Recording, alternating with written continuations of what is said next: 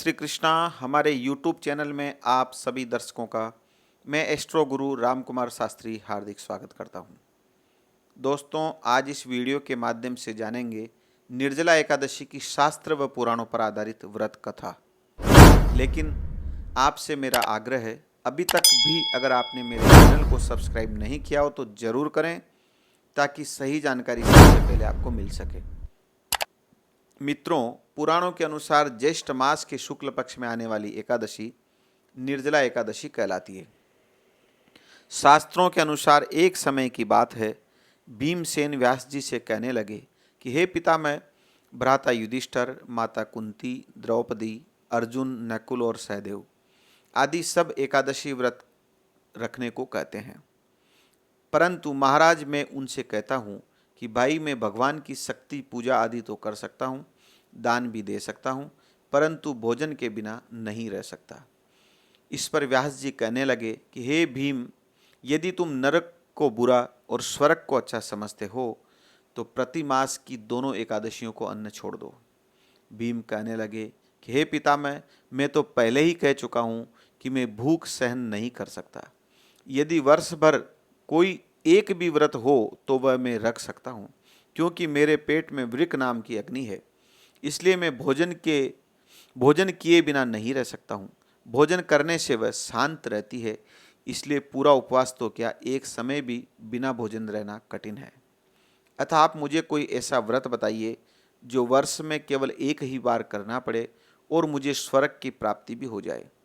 व्यास जी कहने लगे कि हे पुत्र, बड़े बड़े ऋषियों ने बहुत शास्त्र आदि बनाए हैं, जिनसे बिना धन के थोड़े प्रयत्न से ही स्वर्ग की प्राप्ति हो सकती है।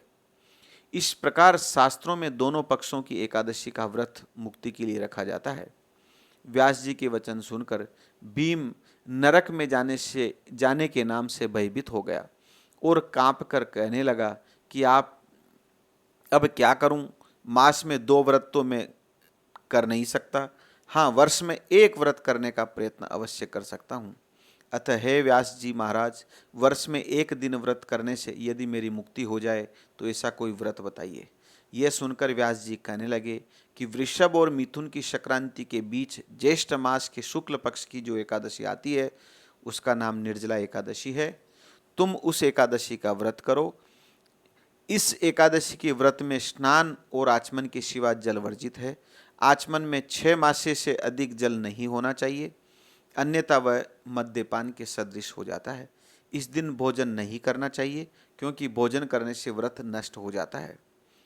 यदि एकादशी को सूर्योदय से लेकर द्वादशी के सूर्योदय तक जल ग्रहण नहीं करें तो उसे सारी एकादशियों के व्रत का फल प्राप्त हो जाता है। द्वादशी को सूर्योदय से पहले उठकर स्नान आदि करके ब्राह्मणों को दान आदि देना चाहिए। इसके पश्चात सतपात्र ब्राह्मणों को भोजन कराकर फिर आप भोजन कर लेना चाहिए। इसका फल पूरे एक वर्ष की संपूर्ण एकादशियों के बराबर होता है। इस प्रकार व्यास जी की कथनानुसार भीमसेन ने इस व्रत को किया, इसलिए इस एकादशी को भीमसेनी या पांडव एकादशी भी कहते हैं। बोलिए लक्ष्मी नारायण भगवान की जय। श्रीमन्नारायण नारायण नारायण, लक्ष्मी नारायण नारायण नारायण, लक्ष्मी नारायण नारायण नारायण, लक्ष्मी नारायण नारायण नारायण, श्रीमन्नारायण नारायण नारायण। दोस्तों, ये थी निर्जला एकादशी की कथा। अगर आपको ये कथा पसंद आए तो आप ज़रूर शेयर करें, लाइक करें, सब्सक्राइब करें। जय श्री कृष्ण।